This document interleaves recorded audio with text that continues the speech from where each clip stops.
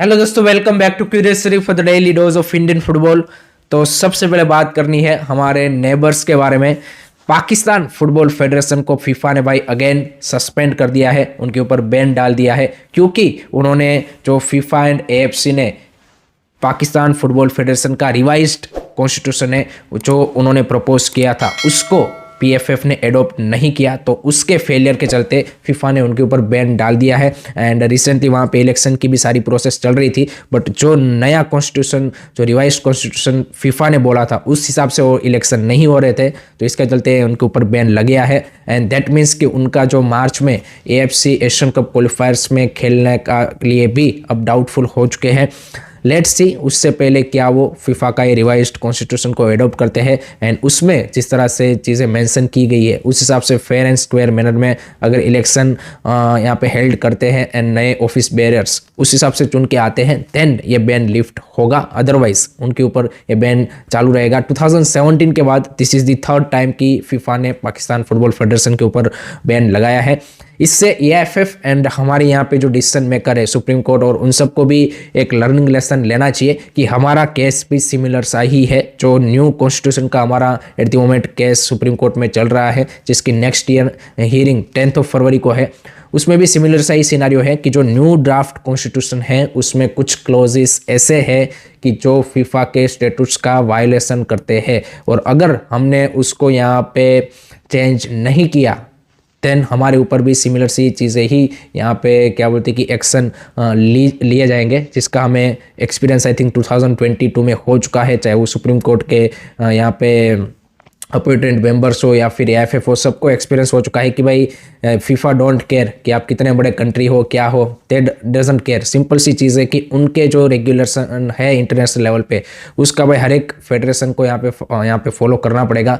आप अपने law of the land बना सकते हो, लेकिन वो इनलाइन होने चाहिए फीफा के रेगुलेशन के साथ। तो ये सिंपल सी चीज़ है। एंड न्यू जो स्पोर्ट बिल है हमारा, उसमें भी कुछ ऐसे क्लोजेस है कि जो उनका वायलेशन कर रहे हैं। सो इंडिया की भी हालत सेम हो सकती है अगर ये लोग इस एग्जाम्पल से या फिर से अगर फीफा को हल्के में लेंगे कि भाई हमको तो बैन नहीं देंगे, हम अपने हिसाब से रूल्स बनाएंगे, देन हमारी भी यहाँ पे हालत सेम होगी। लेट मी नो गाइस, आप क्या सोचते हो इस बारे में? कमेंट सेक्शन में अपने ओपिनियन ज़रूर बताइए। नेक्स्ट बात करनी है एआईएफएफ में भाई अगेन वहाँ पे भी भाई जो पॉलिटिक्स है या फिर जो फाइट है वो रिसरफेस हुई है। तो रंजीत बजाज जो दिल्ली एफसी के ओनर है, उन्होंने कल यहाँ पे दिल्ली हाई कोर्ट में एक रीट पिटीशन डाली है कि एआईएफएफ के जो at the moment general secretary है अनिल कुमार प्रभाकरन, वो यहाँ पे इलीगली या फिर जो नेशनल स्पोर्ट कोड है 2011 उसका वायलेशन करके वो यहाँ पे जो जनरल सेक्रेटरी है वो बने हैं, क्योंकि ऑलरेडी वो एआईएफएफ की एक्सको कमिटी में थे।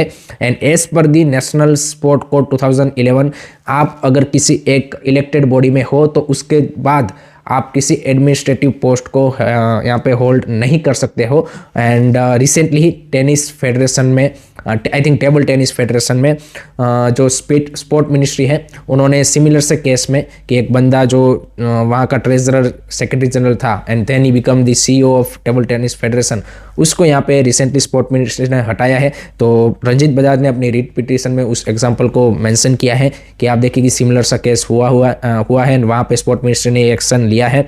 तो यहाँ पे भी सिमिलर एक्शन लेना जाना चाहिए कि भाई यहाँ पे अनिल प्रभाकरन को स्पोर्ट मिनिस्ट्री को from this post of general secretary से हटाया जाना चाहिए। आज आई थिंक ये जो रीट पिटीशन है उसकी शायद सुनवाई है। So let's see Delhi high court again क्या इसमें यहाँ पे एक्शन लेती है। And again this is now AIFF matter.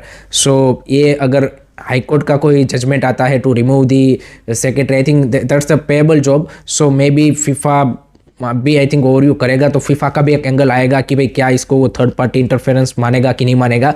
So there is a lot of things involve in this case also. And इसके चलते भी इंडिया के ऊपर वो जो बैन का अलार्म है वो बजता ही रहेगा। सो आई थिंक लेट्स सी क्या यहाँ पे आज दिल्ली हाई कोर्ट की सुनवाई में यहाँ पे जजमेंट आती है या फिर क्या वो यहाँ पे बोलते हैं। आप क्या सोचते हो इसके बारे में? कमेंट सेक्शन में अगेन बता दीजिए। अब बात करते हैं आईएसएल के बारे में। तो भाई कल खेले गए इंटरेस्टिंग मुकाबले में एफसी गोवा ने रियली क्लोज मैच में 2-1 से ओडिशा एफसी को हरा दिया है। Lot of action happen in the match and it was a good game from both the teams. Attacking game दोनों टीमों ने खेला and Bryson Fernandes, by what a season he is having. I mean breakout season for Bryson Fernandes, scoring that beautiful goal and to give Goa 1-0 lead. Second goal में भी उसका contribution आप बोलेंगे, definitely that's the own goal from Putia side because Bryson का जो shot था that was not on shot on target. दूसरी side अगर हम ओडिशा की बात करें तो I think definitely Sergio Lobera disappoint होंगे, साइड लाइन पर नहीं थे वो. एंड जिस तरह से आप देखिए कि उनको इक्वलाइज करने का मौका मिल गया था विद दैट पेनल्टी जो कि डिएगो मोरिस्टो ने मिस की. And I think Hrithik Tiwari is another I think player की जो गोवा के लिए इस सीज़न आप बोल सकते कि as a youngster emerging player बन के निकले हैं. तो दो उनकी जो एकेडमी के प्लेयर है Brison and Rithik Tiwari doing brilliant job for their first team. And I think उन्होंने ही आप बोल सकते कि गोवा को इस गेम में बना के रखा with that brilliant penalty save. After that also Odisha has a really good chances. Rahul KP ने आई थिंक सेकंड हाफ में बढ़िया खेला एंड वो यहाँ पे एक उनके लिए उम्मीद जगाई थी with that quick fire goal. But उसके बाद जो अहमद चाऊ का रेड कार्ड है, आई थिंक वहाँ से सारी जो उम्मीदें थी ओडिशा एफसी के लिए कमबैक की वो खत्म हो गई. And I think from experience player like Ahmed Jahouh जब इस तरह की चीज़ें आप देखते हो तो काफ़ी ज़्यादा डिसअपॉइंटमेंट होती है because this is not the first time. इस सीज़न उनको ये तीसरा रेड कार्ड मिला है and he becomes the first ever player कि जिनको एक ही सीज़न में 3 बार सेंड ऑफ किया गया हो. So I think that's not a good thing and also this is a special match for him. 150th match वो खेल रहे थे ISL का, first ever foreigners to do so. But यहाँ पे उनके लिए मेमोरेबल नहीं रहा एंड ओडिशा एफसी के लिए भी नहीं रहा क्योंकि जो प्लेऑफ की रेस है उसके लिए ये 3 पॉइंट वाइटल थे. एंड जैसे पोस्ट मैच में भी उनके असिस्टेंट कोच ने बोला कि एटलीस्ट हम 1 पॉइंट डिजर्व करते थे. Definitely they have created enough chances to at least get a draw, no doubt. Goa ने भी ज़्यादा चांसेस बनाए थे बट वो भी कुछ चांसेस फिनिश नहीं कर पाए, कुछ यहाँ पे उनके भी पोस्ट वेट किए everything. But it overall a very entertaining game, attacking game and Goa के लिए crucial 3 point two remain in the second position और यू कैन से कि solidify the second position. Now let's see Odisha FC किस तरह से recover करती है and next matches में परफॉर्मेंस देती है एंड गोवा का किस तरह से मोमेंटम आगे चलता है वो भी देखना इंटरेस्टिंग रहेगा. आपको क्या लगा इस मैच के बारे में, आपके क्या थॉट्स रहे कमेंट सेक्शन में जरूर बताइए. एंड हाँ, रेफरी का एरर्स था but that is what it is. इसके बारे में हम कितनी ही बात कर लें. नेक्स्ट बात करेंगे आज के मैच के बारे में जो कि भी काफ़ी स्पेशल मैच है बिकॉज पहली बार ISL का मैच शिलोंग मेघालय में खेला जाने वाला है between north east United FC and Mumbai City FC, जिसके रिगार्डिंग आई थिंक हाइप भी काफ़ी बन चुका है. आप देखिए कि मेघालय के जो CM है उन्होंने भी रिसेंटली सोशल मीडिया पे मैसेज डाला है एंड आई थिंक सभी लोगों से अपील की है. आई थिंक नॉर्थ ईस्ट ने भी रिसेंटली प्रमोशन किया है अबाउट दिस मैच कि भाई शिलोंग में पहली बार मैच हो रहा है. And I think that's great to see कि एक ऐसे फुटबॉलिंग पार्ट में इंडिया के कि जहाँ पे फुटबॉल का इतना ज़्यादा क्रेज़ है वहाँ पे आपका यहाँ पे क्या बोलते हैं कि टॉप डिवीज़न को आप लेके जा रहे हो. सो आई थिंक वहाँ के जो फुटबॉल फैंस है उसके लिए इससे बढ़िया बात हो नहीं सकती. एंड लेट होप सो कि फैंस भी भाई लार्ज नंबर्स में इस मैच को देखने के लिए आए. अगर हम मैच की बात करें तो ऑब्वियसली दोनों टीमों के लिए this must win game to you can say कि remain in the play off race. And जिस तरह से नॉर्थ ईस्ट का परफॉर्मेंस अभी रिसेंटली जो मैचेस है उसमें उन्होंने अपना जो फॉर्म है वापस गेन किया है क्योंकि उससे पहले काफ़ी सारे ड्रॉ खेल रहे थे. एंड एलेदीन एजारे एंड वो सब यहाँ पे ज़बरदस्त फॉर्म में है, चाहे वो जितिन में. So they are looking really really solid. On the other side Mumbai City FC struggle ही कर रही है, मतलब ऊपर नीचे उनकी परफॉर्मेंस हो रही है. सो यू नेवर नो किस तरह की उनकी परफॉर्मेंस रहेगी. निकोलस कैरलिस के लिए भी अभी डाउटफुल है वो इस मैच के लिए. तो आई थिंक क्या उनका फ्रंट लाइन कॉम्बिनेशन रहता है वो भी देखना इंटरेस्टिंग होगा. सो एक क्लोज मैच मैं एक्सपेक्ट कर रहा हूँ. My prediction for this match is I am going with the 1-1 draw. Let me know guys आपका क्या प्रेडिक्शन है, कमेंट सेक्शन में जरूर बताइए.